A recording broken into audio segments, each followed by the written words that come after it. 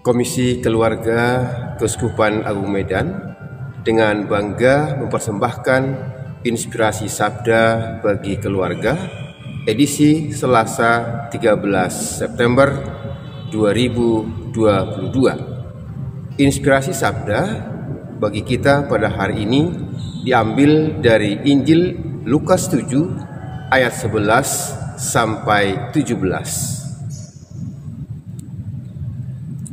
Kemudian Yesus pergi ke suatu kota yang bernama Nain. Murid-muridnya pergi bersama-sama dengan dia, dan juga orang banyak menyertainya berbondong-bondong. Setelah ia dekat pintu gerbang kota, ada orang mati diusung keluar, anak laki-laki, anak tunggal, ibunya yang sudah janda. Dan banyak orang dari kota itu menyertai janda itu. Dan ketika Tuhan melihat janda itu, tergeraklah hatinya oleh belas kasihan. Lalu ia berkata kepadanya, "Jangan menangis."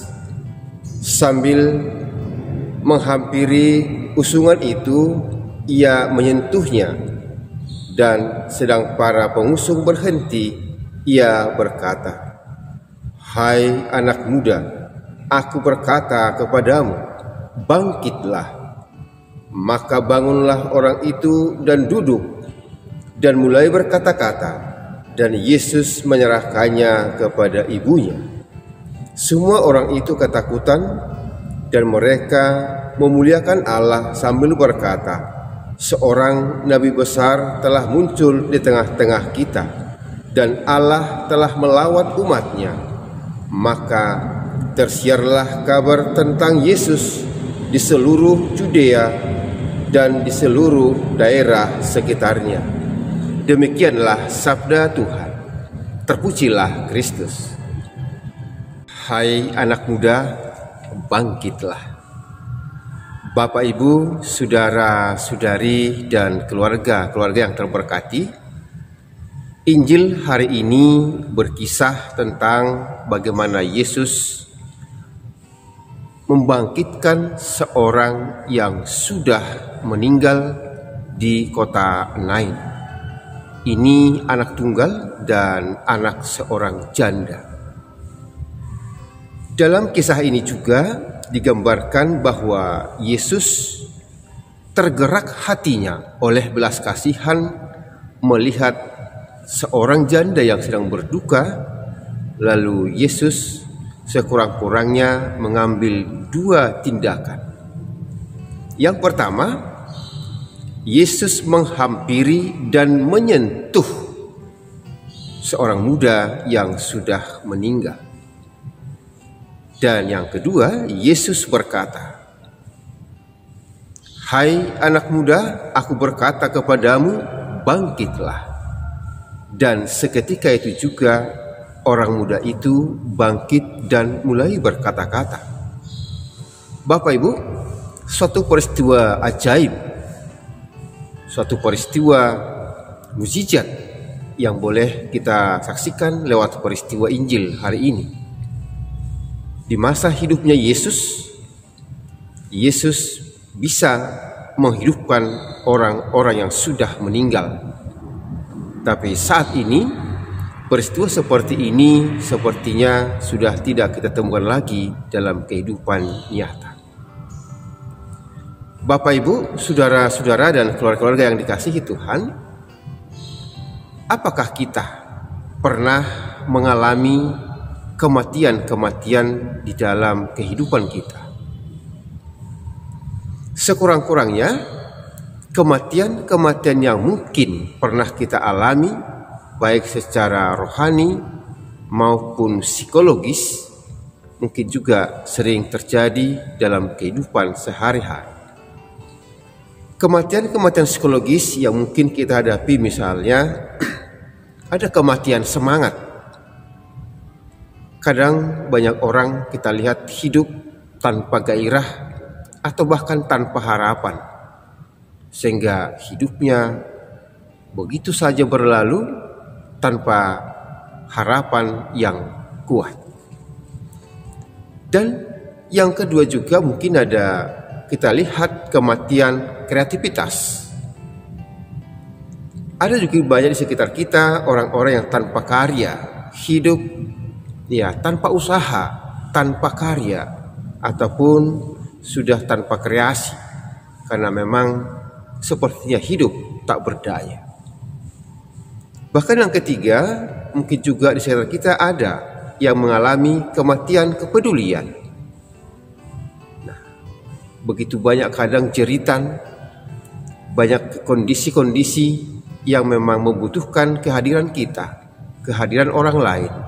Tapi mungkin juga banyak orang yang sudah mengalami kematian kepedulian sehingga tidak lagi peka ya terhadap kondisi dan keadaan orang di sekitar kita. Dan bahkan juga ada orang-orang yang kita lihat sedang mengalami kematian hati nurani. Sehingga ketika pun ada sesuatu hal yang mungkin membutuhkan uluran tangan atau membutuhkan kehadiran kita, kadang nurani kita tidak lagi hidup. Bahkan juga ada orang yang kita lihat kematian kesabaran. Nah, hal ini sangat sering terjadi karena kebetulan saya syutingnya ini di Gereja Katolik Paroki Santa Maria Ratu Rosari Tanjung Selamat Medan, yang di depan gerbangnya adalah pajak melati. Setiap hari Minggu jalan di sekitar gerbang gereja, karena berkebetulan juga dengan pajak, ini kendaraan sangat ramai.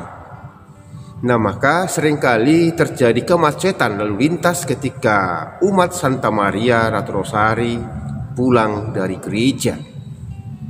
Nah, bahkan apa yang terjadi Bapak Ibu, ketika kemacetan itu terjadi, ya mungkin terjadi sesuatu hal yang membuat kita tidak nyaman, atau membuat umat merasa tidak nyaman, atau sampai mungkin ya tidak enak. Nah, bahkan kalau umat tidak ada kesabaran, ya mungkin juga akan sering terjadi yang namanya konflik, ataupun mungkin emosi, ataupun ya marah-marah. Nah, Bapak Ibu, terlepas dari siapa yang salah, tetapi hal ini juga menjadi perhatian. Nah, ketika juga terjadi sampai kepada emosi ataupun masalah, tentu dalam hal ini mungkin kita sedang mengalami kematian kesabaran. Nah, maka Bapak Ibu, saudara-saudari yang terkasih, jika hal seperti ini terjadi kepada kita, apa yang kita harapkan? Tentu kita mau yakinkan secara kuat bahwa Yesus sebenarnya sedang berkata kepada kita, sedang bersabda kepada kita, "Hai anak muda, bangkitlah." Nah, maka kita pun sebagai anak-anak Tuhan yang mungkin tetap merasa masih muda, ketika kita mengalami kematian-kematian psikologis ataupun kematian-kematian rohani, mari kita dengarkan seruan Tuhan.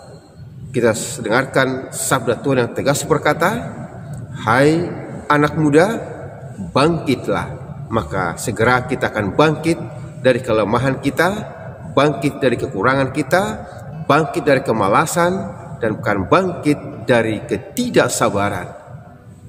Nah, maka Bapak Ibu, saudara-saudara terkasih, semoga hati kita tetap bisa mendengarkan seruan Tuhan untuk membangkitkan semangat kita, membangkitkan iman kita, membangkitkan kerukunan kita, sehingga kita menjadi orang-orang yang bermakna di mana kita berada. Semoga Tuhan memberkati kita semua. Amin.